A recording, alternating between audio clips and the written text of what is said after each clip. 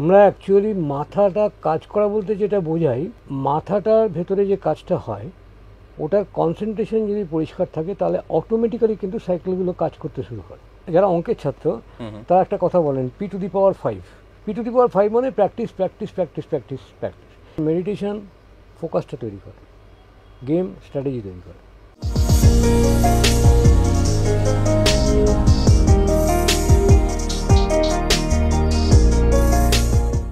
বলা হয় মাথায় ঠিক করে দেয় আমরা কি করব।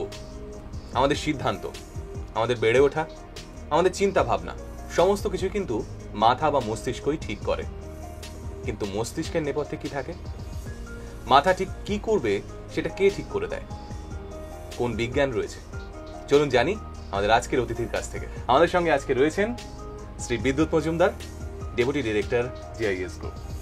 স্যার, শুরুতেই একটা সহজ এবং কঠিন প্রশ্ন রাখবো আপনার কাছে। আমাদের মাথা ঠিক কিভাবে কাজ করে? আমরা অ্যাকচুয়ালি মাথাটা কাজ করা বলতে যেটা বোঝাই, যে ধরুন আমি যে কোনো একটা জিনিসকে দেখছি, তো দেখার সঙ্গে সঙ্গে আমরা চিন্তা করতে শুরু করি বা আমাদের কোথাও একটা স্ট্রাইক করে যে আমরা কী দেখছি, এবং সঙ্গে সঙ্গে আরও একটা চিন্তা চলে আসে এই দেখারটা কীরকম। মানে মনে করুন আমি একটা আপেল দেখছি, তো আপেলটা দেখার সঙ্গে সঙ্গে আমার মনে চিন্তা চলে আসে যে এই আপেলটা অ্যাকচুয়ালি আপেল কেন, এটা কমলালেবু নয় কেন, এবং এর মধ্যে কী পার্থক্য আছে।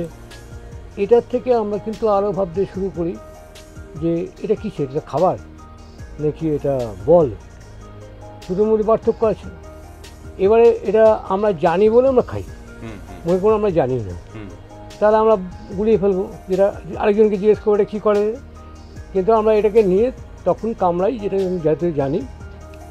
কামড়াবার সঙ্গে সঙ্গে আমরা টেস্ট পাই, টক না মিষ্টি, তখন আমরা কিছু একটা ভালো বলি কি খারাপ বলি। এবং আমরা যারা সাধারণের থেকে একটু এগিয়ে যারা থাকে, আমরা দেখেছি তারা এইবার ভাবতে শুরু করেন যে এটা আর কি করা যেতে পারে, এটা জুস করা যেতে পারে, নাকি এটা কেটে খাওয়া যেতে পারে, নাকি এটা কোনো ওষুধ তৈরি করবার ক্ষেত্রে আমি কোনো কাজে লাগাতে পারি। আরেকটু যারা পড়াশুনো জানা লোক তারা মনে করবে কি ওষুধ তৈরি করা যে কাজে লাগাতে পারে। তো এই জিনিসগুলো কিন্তু সিকোয়েন্সে আমাদের সামনে পরপর আসতে শুরু করে, এবং এইটাই হচ্ছে ভাবনা, ভাবনা থেকে সিদ্ধান্ত, সিদ্ধান্ত থেকে করা, এবং করা থেকে ওর মধ্যে কোনো আটকে গেলে ওটাকে সলিউশন করা, যেটাকে আমরা ইন্টেলিজেন্স বলি। স্যার, এই যে বললেন আপনি স্টেপগুলোর কথা, তাহলে কি শেখার প্রক্রিয়ায় মাথার ভূমিকা ধীরে ধীরে বাড়তে থাকে? এটা অভিজ্ঞতা। মানে মনে করুন বিবেকানন্দ খুব কম সময়ের মধ্যে অনেক মানুষের মধ্যে নিজেকে প্রতিষ্ঠিত করেছে, এবং সম্পূর্ণ বাইরে গিয়ে প্রতিষ্ঠিত করেছে। আবার বিবেকানন্দ যে কোনো বই পড়ে চট করে কোনো একটা প্রশ্ন করলে উত্তর দিয়ে দিতে পারত। অনেকে অবাক হয়ে যেত, অনেকে ম্যাজিক জানেন যে কোনো জায়গা থেকে বলছি করছি, আসলে তা না। এটা হচ্ছে ফোকাস। মানে মাথাটার ভেতরে যে কাজটা হয় ওটার কনসেন্ট্রেশন যদি পরিষ্কার থাকে তাহলে অটোমেটিক্যালি কিন্তু সাইকেলগুলো কাজ করতে শুরু করে।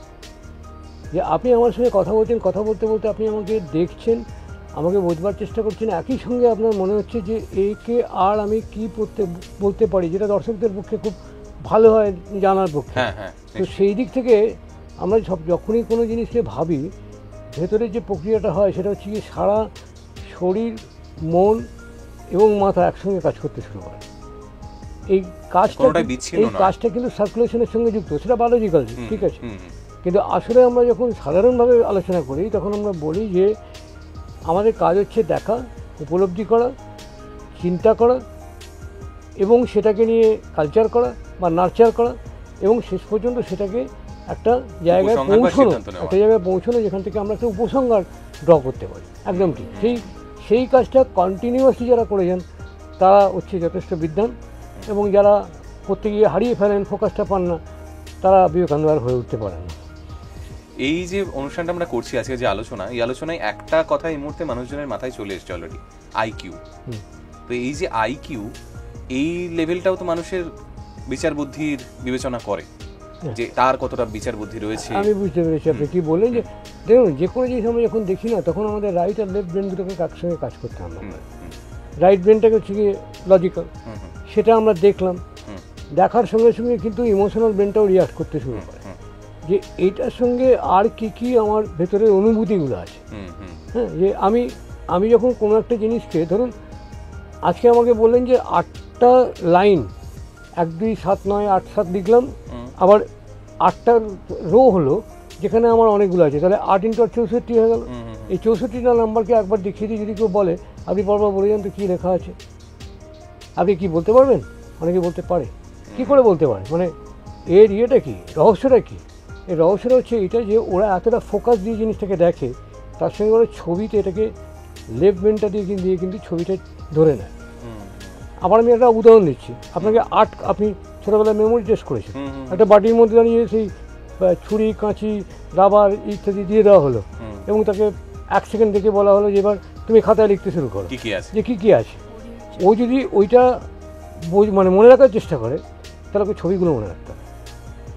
আবার অনেকে আছে, ধরুন এটা খুব সহজ পদ্ধতি বললাম, সেটা একটা বিরাট জায়গায় তাকে অনেক কিছু দেওয়া হলো, দিয়ে বলা হলো এটা করো, তখন ওই ছবিটা রিলেট করার চেষ্টা করে যে বাঘ আসছে হরিণের পেছনে, হরিণ দৌড়চ্ছে যখন, তখন সামনে কুয়ো পড়লো যখন, তখন হরিণ একটু থতমত খেয়ে গেল।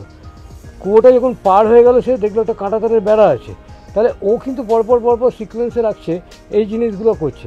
এবার এই ছবিটা দিয়েই তাকে যদি সরিয়ে দিয়ে বলা হয় ভাই বলো তো যে কী কী ছিল, ও কিন্তু বলাটা খুব তাড়াতাড়ি, নর্মালি সে পারবে না। আবার উল্টো ফেলতে পারি আমি, যে মনে করুন আমি 8 আর 8 বললাম, পরপরও লিখে গেল, আমি ফট করে মাঝখানে বললাম দেখুন মাঝখানে 4টে লাইন বলুন তো কী কী লেখা আছে, পারবে না। কেন পারবে না? ওটারও একটা প্র্যাকটিস দরকার। আমরা যে জিনিসগুলোকে মনে রাখি, যে জিনিসগুলোকে বুঝতে পারি, দেখবেন সেই জিনিসগুলো চট করে বুঝতে পারি কেন? কারণ আমরা এটার মধ্যে প্র্যাকটিসে আছি, আমাদের অভ্যাস হয়েছে এটা। আমরা বোতাম লাগাতে হবে কী করে, এটা তো মাথা দিয়ে আমাদের ভাবতে হয় না, আমরা প্র্যাকটিসে আছি। কিন্তু আমাকে যদি বলা হয় যে তুমি আজকে একটুখানি ট্রেকিংয়ে যেতে হবে, কী কী নিতে হবে, তখন কিন্তু আমাদের ভাবতে হয় যে কোনটা আরেকটা শব্দ স্যার খুব চলে এই মুহূর্তে, আমরা বলে থাকি মাসল ব্রেন আছে। হ্যাঁ, মানে আমাদের হাত জানে সে কি করবে, আমাদের পা জানে সে কি করবে, মানে তাকে আমাকে আলাদা করে কোনো নির্দেশ দিতে হচ্ছে না, দেখতে হচ্ছে, বাস চোখ দেখলো মানে হয়ে গেল একদম। মানে এইটার মাধ্যমে সে বুঝতে পারে এর পরের স্টেপটা কী করতে হবে। হাত দিয়ে আমি যখনই ধরছি তখন আমি জানি এটা আমার মুখে যাবে, মুখ দিয়ে আমাকে খেতে হবে, খাওয়ার পরে আমাকে আরেকটা হাত দিয়ে জলের গ্লাসটা ধরতে হবে। এগুলো কিন্তু আমার এক্সপিরিয়েন্সের মধ্যে, এই জন্য যারা অঙ্কের ছাত্র তারা একটা কথা বলেন P⁵ মানে প্র্যাকটিস। খুব বাজে একটা ছেলে অঙ্ক ওই জন্য ভালো হয়ে যেতে পারে যদি সে শুধু প্র্যাকটিস করে। কারণ 5টা অঙ্ক করবার পর যদি মনোযোগী হয়, 5টা অঙ্ক করবার পর 6টা অঙ্ক করবার পর 7th প্রবলেমটা ওকে যখন দেওয়া হবে তখন ও স্ট্রাকচারে ফেলে দেয়, এই প্রবলেমটা একটু ঘুরিয়ে দিলেও সে বুঝতে পারে। তখন প্রসেসটা কিন্তু তাকে ওই একইভাবে করতে হবে। যোগেরটা যোগই হয়, বিয়োগেরটা বিয়োগই হয়, আবার স্কোয়ারেরটা স্কোয়ারই হয়, আবার কিউবেরটা কিউবই হয়, কিন্তু সবটা নম্বর দিয়ে করা যায় না। সেই জন্য আমরা ইমাজিনারি নাম্বারকে নিয়ে এসেছি, x/y -z, এটা হচ্ছে ইমাজিনারি নাম্বার। কেন কি? এটা বিরাট একটা প্রবলেমকে নিয়ে, আমাদের তো জীবনটা প্রবলেম সলিউশনের জন্য, সকাল থেকে বিকেল রাত্রিবেলা পর্যন্ত আপনি যাই করছেন একটা প্রবলেম সলভ করতে হবে। তো প্রবলেম সলভ করাটা রাস্তাঘাট হতে পারে, তাহলে ইঞ্জিনিয়ারিং। প্রবলেম সলভটা যদি দেহ নিয়ে হতে পারে, সেটা ডাক্তারি। প্রবলেম সলভারটা যদি ছবি নিয়ে হয় তাহলে সেটা তার হাত, খেলা নিয়ে হয় তাহলে তার পা। তাহলে এই যে স্কিল বলি আমরা, যেটা আমাদের মাথার থেকেই আসে মনে, সেটা হচ্ছে কি এই প্রবলেম সলভিংটা একটা পার্টিকুলার সেক্টরে। কারণ আপনি সব কিছু নিয়ে করতে পারবেন না, সম্ভব না। বিরাট এই পৃথিবীতে এত কিছু আছে যেটাতে আপনি সব কিছু করা সম্ভব নয়। তখন আপনার এক্সপার্টাইজ হয়, তখন আপনার স্কিল হয়, তখন মাথার একটা পার্টিকুলার জায়গায় অসম্ভব ভালো কাজ করে, আরেকটা জায়গায় কাজ করতেই পারে না, ব্লান্ট হয়ে যায়। এই জন্য আপনি যদি আমি যদি আপনাকে একটা বলি, আচ্ছা আপনি এখন A.R. রহমানের মধ্যে ভালো একটা গান শোনান তো, আপনি পারবেন না। কেন পারবেন না? আপনি তো যথেষ্ট কনফিডেন্টের লোক, আপনি আমাকে প্রশ্ন করছেন, আমাকে ঘাবড়ে দিচ্ছেন, তো সেটা দিয়ে আপনি কেন পারবেন না? কারণ আপনি ওই সেক্টরটায় প্র্যাকটিস করেন। একদম। আপনি যদি ফোকাস করে মনে করেন আগামী 4 বছর আমি এইরকম করেই করবো, A.R. রহমান না হলেও আর রহমান অন্তত হয়ে যাবে, এটা হয়তো বাদ যাবে। ভালো বললেন, এটা ঠিকই। Practice practice practice practice and practice. Obviously আমিও ম্যাথসের ছাত্র, বাই দ্য ওয়ে। আমিও। স্যার, আমরা একটা বেসিক দিক নিয়ে আলোচনা করলাম, ব্রেন কিভাবে কাজ করছে আমাদের। কিন্তু এখন যে সময়টা আমরা যে সময় দাঁড়িয়ে আছি, সেখানে প্রযুক্তি শেষ কথা বলছে। ইনফ্যাক্ট আমরা এআই এর দাপট দেখতে পাচ্ছি। সেখানে প্রযুক্তি যে নতুন ছেলেমেয়েরা যারা শিখছে তাদের উপর কতটা প্রভাব ফেলছে বলে মনে করেন আপনি? দেখুন, প্রযুক্তি প্রভাবটা ফেলতে বাধ্য হচ্ছে। তার কারণ হচ্ছে গিয়ে আমরা এখন যে জগতে বা যে যুগে চলে এসেছি সেখানে প্রযুক্তি বাদ দিয়ে আমরা এগোতে পারব না। আপনি এখন যদি বলেন ট্রেন ফাস্ট হচ্ছে, ফ্লাইট অন্যরকম মোডে যাচ্ছে, টেলিফোন রূপান্তর ঘটছে, টিভি স্টাইল পাল্টাচ্ছে, ইউটিউব বলে একটা জিনিস চলে এসছে, সকলে দেখছে, সোশ্যাল মিডিয়া প্ল্যাটফর্ম, আবার তার সঙ্গে আরেকটু উপরে গেলে এসিও, সব কিছু মিলিয়ে কিন্তু এখন, এবং এখানে একটু কিছুদিন আগেও আমরা দেখেছিলাম যে অগমেন্টেড রিয়েলিটি বা ভার্চুয়াল রিয়েলিটি, ভিআরএআর যেটাকে বলা হয়, সেগুলোকে গুগলের মধ্যে ঢোকানো হয়েছিল এবং সেটাতে গুগল পপুলার হলো, জনপ্রিয় হলো। কেন? খুব ফাস্ট সে অ্যাক্সেসটার উত্তরটা দিচ্ছে এবং তার মধ্যে এতটাই ইনফরমেশন স্টোর করা আছে যে আপনি তার উত্তর পাবেন। প্রবলেমটা এইভাবে তৈরি করা হয়েছে। এবার এটাতে এখন এআই যোগ করা হচ্ছে। এইটা হচ্ছে আরেকটা যুগান্তকারী আবিষ্কার। এআই ভালো না খারাপ এটা ডেফিনেটলি একটা বিতর্কের ব্যাপার এবং বিশাল বিতর্কের ব্যাপার, তার কারণ যে যেভাবে এটাকে ব্যবহার করবে। এখন আপনার গলায় আমি মাইকেল জ্যাকসনের গান বুঝিয়ে দিলাম ক্যাপচার করে, এবং তারপর আপনাকে যে একটা গান গাওয়ালাম এবং তারপর বললাম যে এই গানটা আপনিই গেয়েছেন, মাইকেল জ্যাকসনের কোনো গলার কেস নেই। তখন আপনি চিৎকার করে চেঁচামেচি করে মাথা কুণ্ডে মরলেও কিন্তু এটা প্রমাণ করতে পারবেন না ওটা আমার গান নয়, তার কারণ ওটা মানুষের কাছে চলে গেছে। সেটা খারাপ ঠিক, কিন্তু এই আবার একটা ভালো দিকও আছে যে একটা জটিল বোম হয়তো ব্লাস্ট করবার মতন অবস্থানে রয়েছে, সেখানে আপনি একটা রোবটকে, নিজে না গিয়ে রোবটকে পাঠাচ্ছেন ওইটাকে ডিফিউজ করবার জন্য। তো সেখানে স্বাভাবিকভাবেই এআই এর একটা বড় ভূমিকা থাকবে। আসলে কি, আসলে হচ্ছে ব্যাপারটা ইন্টেলিজেন্সি, কিন্তু আর্টিফিশিয়াল। তো আর্টিফিশিয়াল ইন্টেলিজেন্সের মানেটা কি, যে আমি আমার মধ্যে যে ইন্টেলিজেন্সটা ডেভেলপ করে ওই ভাব দেখিয়ে উপলব্ধি করতে করতে করতে এক্সপিরিয়েন্সের মধ্যে দিয়ে আমি একটা সার্টেন স্টেজে গিয়ে সিদ্ধান্ত নিতে পারি, প্রবলেমটাকে সলভ করবার অ্যাটিটিউড নিতে পারি। এই পুরো সায়েন্সটাকে বা পুরো অ্যালগরিদমটাকে যেটাকে বলা হয় সেটা আমি একটা কম্পিউটারের মধ্যে ঢুকিয়ে দিচ্ছি। এই কম্পিউটারে এবার এই কাজটা আমার হয়ে করছে। এবার এইখানে একটা ক্যাচ পয়েন্ট আছে, সেটা হচ্ছে আমি যখন বড় হই আমি আমার সঙ্গে প্রতিযোগিতা করে বড় হই। আমি কালকে যা ছিলাম আজকে ভাবছি ওটা কি ঠিক ছিল, এটা কি। ধরুন রোনাল্ডো তার যে কোনোভাবে বল একদিনে আয়ত্ত করতে শেখেনি, সে সমুদ্রের ধারে খেলেছে, সে ঘন্টার পর ঘন্টা মাটিতে পায়ে বলটা রেখে রেখেছে। ঠিক সেই রকমভাবে আমরাও কিন্তু আস্তে আস্তে ডেভেলপ করি। কম্পিউটার কীভাবে করবে? কম্পিউটার কিন্তু প্রোগ্রামের সঙ্গে প্রোগ্রামের কম্পিটিশন হচ্ছে। এইটাকেই বলা হচ্ছে জ্ঞান টেকনোলজি, জেনারেটর অ্যাডভাইসেবল নেটওয়ার্ক। এবং এই জ্ঞানটা বা এই নেটওয়ার্কটা এটা কীভাবে কাজ করছে, যে এটা একটা জেনারেট করছে আর একটা প্রোগ্রাম সেটাকে অ্যাসেস করে দেখছে যে এটার মধ্যে কী ফাঁক আছে। এটাকে উদাহরণ দিয়ে বলা যাক, মনে করুন একজনকে আপনি তৈরি করছেন পুরো, যে জুলিয়াস সিজারের মতো দেখতে। তো আপনি জুলিয়াস সিজারকে যে বানাচ্ছেন, যে প্রোগ্রামটা জুলিয়াস সিজারকে তৈরি করছে আর একটা প্রোগ্রাম প্রতি মুহূর্তে অ্যাসেস করছে ও রিয়েলি কিন্তু জুলিয়াস সিজারের মতো হয়েছে কিনা। কয়েক লক্ষ বা কয়েক হাজার ডেটাকে ঢুকিয়ে দেওয়া হয়েছে, তাকে তারা করছে, তাকে তারা অ্যাসেস করে দেখছে। এই প্রোগ্রাম ভার্সেস প্রোগ্রামের যে কম্পিটিশন, তার মধ্যে দিয়েই কিন্তু আরেকটা স্তরে ইন্টেলিজেন্সটা পৌঁছাচ্ছে। ফলে আপনি এমনভাবে হয়তো করা আছে যে আপনি একটা রোবট মহিলা দাঁড় করিয়ে রেখেছে, আমি একটা দেশে গিয়ে আমি এটা পড়েওছিলাম, দাঁড় করিয়ে রেখেছে, সবাই দেখছে, আমি ওর কাঁধে গিয়ে হাত রাখলাম যে হাউ আর ইউ, তো বললো ডোন্ট টাচ মি। ওকে, তো তার মানে ওকে বলা হয়েছে আমি lady, please take care, don't touch me. তো এই যে জিনিসটা, এটা ও তো নিজে থেকে উত্তর দিচ্ছে না, এই ইন্টেলিজেন্সটা ওর ব্রেনের মধ্যে, ওর নিউরোলজির মধ্যে ঢুকিয়ে দেওয়া হয়েছে। ওর যে নিউরোলজি সেটা কিন্তু এই মানুষের তৈরি করা নিউরোলজি। মানুষ কিন্তু মানুষ যা ভেবেছে সেটাই তো ওখানে গেছে, এবং এটা একটা দিনে গিয়ে আসবে যেটা কিন্তু ডমিনেট করবে সারা পৃথিবীকে, ডমিনেট করবে একটা সময়। আমরা ছোটবেলায় যে রচনা লিখতাম বিজ্ঞান আশীর্বাদ অভিশাপ, সেই একটা জায়গায় তো আশীর্বাদ বটে অবভিয়াসলি। আজ বিজ্ঞান যদি না থাকতো তাহলে তো আপনি এইভাবে স্টুডিও তৈরি করতে পারতেন না। ঠিক ঠিক ঠিক, আমি যেখানে বসে আছি আমি সেই উদাহরণটাই দিচ্ছি। মাই পয়েন্ট ইজ যে ওইখানে সেই অভিশাপ যে শব্দটা ছিল আমাদের, সেটা এখানে অভিশাপটা ছিল দুষ্ট লোকেদের। অভিশাপটা দুষ্ট লোকেদের জন্য সত্যজিৎ দাস সিনেমায় ঠিক। আশীর্বাদটা ভালো লোকের হচ্ছে, হ্যাঁ, এবং ভালো লোকের সংখ্যা বেশি। সংখ্যা বেশি, অবশ্যই, চিরকাল। স্যার, একটা জিনিস আমরা দেখতে পাই, এই যে প্রযুক্তি নির্ভরতা বর্তমান জেনারেশনের কাছে, আপনাকে বলছিলাম একটা, এটা অবশ্যম্ভাবী। হ্যাঁ, তো সেটা কি তার বিকাশে কোথাও কি প্রভাব ফেলছে, তার বেড়ে ওঠায়, তার শিক্ষায় এবং তার বোধ তৈরিতে, যেটা নিয়ে আমরা শুরুতে কথা বলেছি? ফেলছে, প্রভাব তো ফেলবে। মানে ধরুন, আমি ছোটোবেলা থেকে বাবার ক্যামেরা নিয়ে অভ্যস্ত, যে বাবা একটা ক্যামেরা ছিল, আমি ক্লাস 4 থেকে ওই ক্যামেরাটা নিয়ে নাড়াচাড়া করতে শুরু করলাম। তো আমার হাত তো চলতে শুরু করেছে, আমি ক্লাস 6-এ গিয়ে ভালো ভালো ছবি তুলতে আরম্ভ। আমার আপনার ভাইয়ের একটা বাচ্চার ছেলে, এবং সে দেখছে আপনার একটা গাড়ি আছে, তো ও খুব শখ যে দাদা গাড়ি চালা, আমি ওখানে চালিয়ে দিচ্ছি। চালাতে চালাতে ও তো আপনার থেকে ছোটোবেলা থেকে চালাচ্ছে।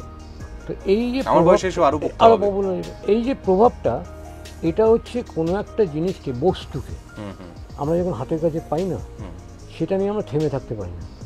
এটা চিরকালীন সত্য, ওটাকে এক্সপ্লোর করি, এবং এই এক্সপ্লোর করে দেখতে দেখতে আমরা ভাবতে শুরু করি আপেল কেন নিচে যাচ্ছে। এইটার প্রভাবই, এই প্রভাবটাই হচ্ছে প্রভাব।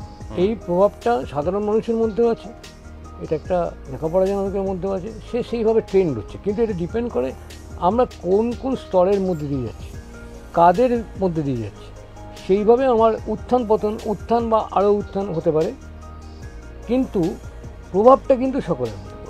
আর এই প্রভাবটা আমরা সুই হোক বা কুই হোক, আমরা এটা এড়াতে পারি না।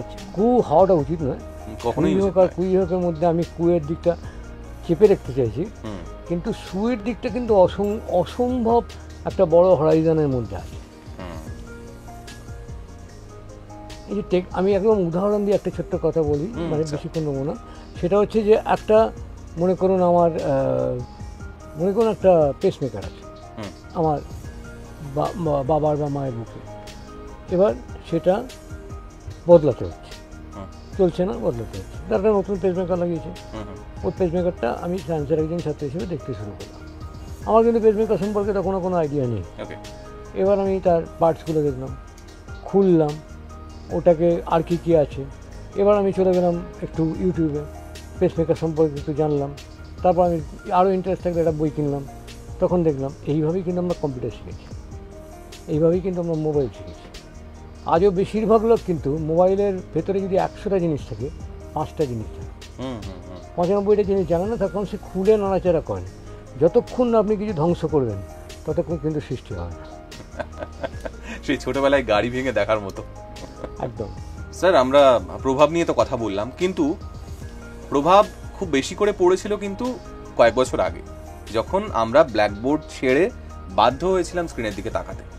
সেখানে আমাদের সঙ্গে পরিচয় ঘটলো ওয়েবিনারের, মিটের, সেই বই খাতা, ব্ল্যাকবোর্ড সমস্ত কিছু দূরে চলে গেল, মানে বাধ্যতামূলকভাবে।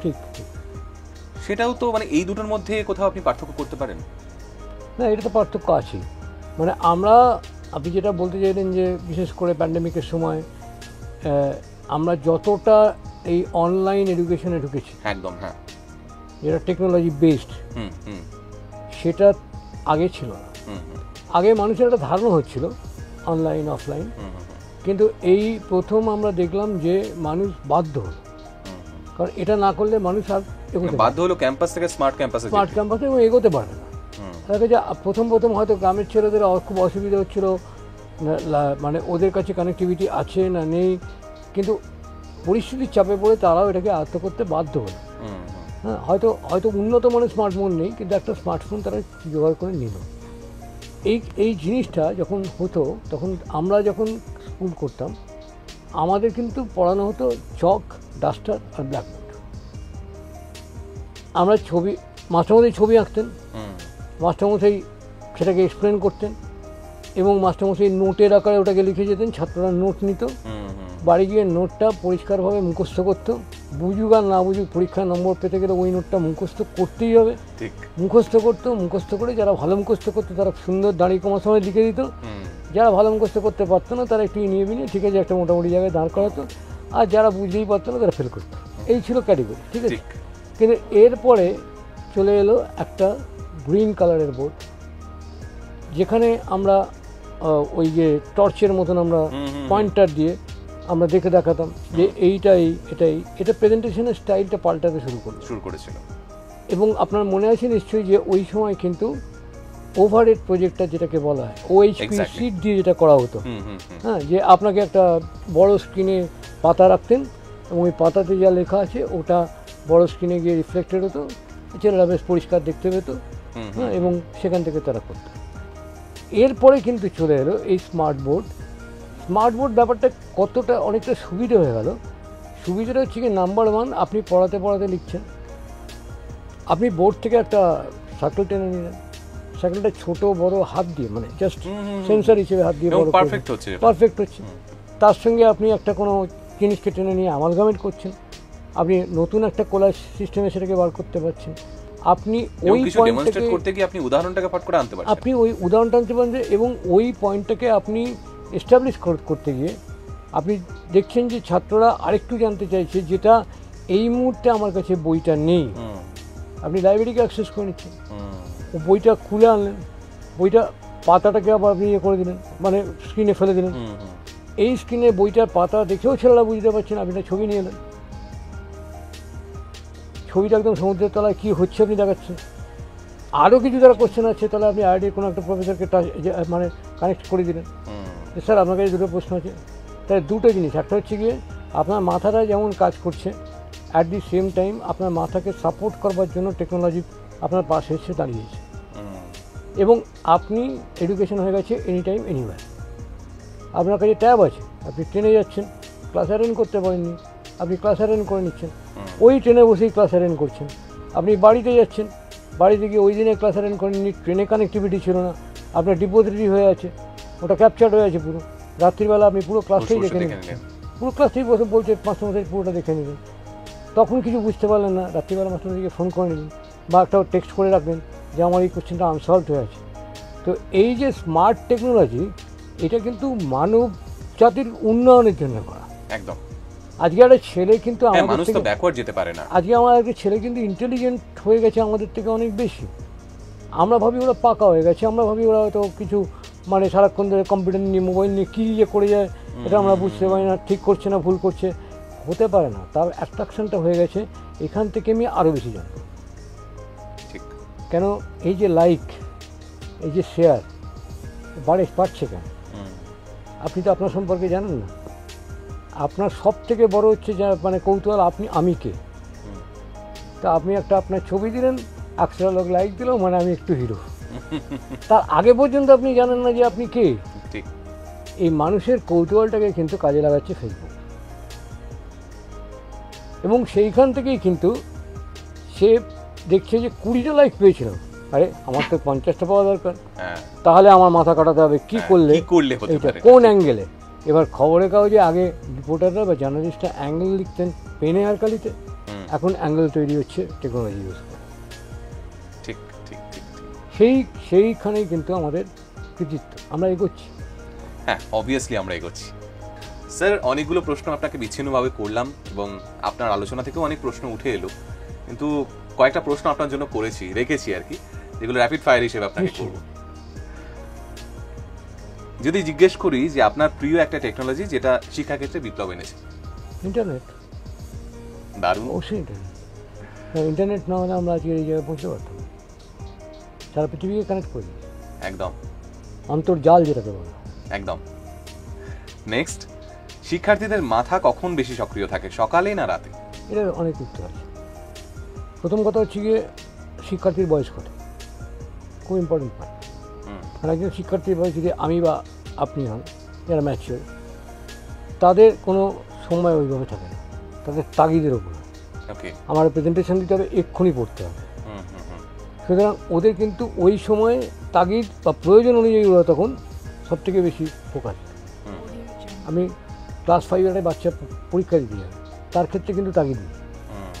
তার ক্ষেত্রে হচ্ছে মাথা ঠান্ডা রেখে জিনিসটা বোঝা, সেজন্য তাকে সকালে পড়তে পারবে। ভোরবেলা ঠান্ডা মাথায়, যখন কোলাহল নেই।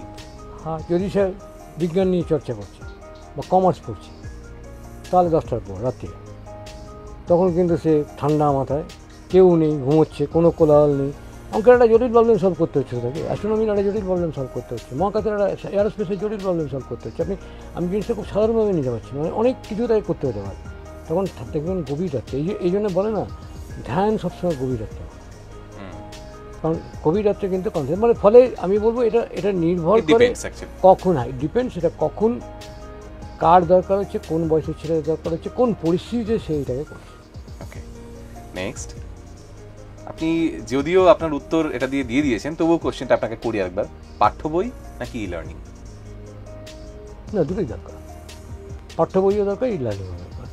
পাঠ্য বই দরকার কারণ আমরা অভ্যস্ত, পাঠ্য বইয়ের যে রস সেটা যুগ যুগ ধরে মানুষ কিন্তু করেছে, কয়েক হাজার কোটি বছর ধরে মানুষ পাঠ্য বই নিয়ে আসে, সেই প্যাপিরাস থেকে আরম্ভ করে এখনও পর্যন্ত কিন্তু পড়েই আসছে।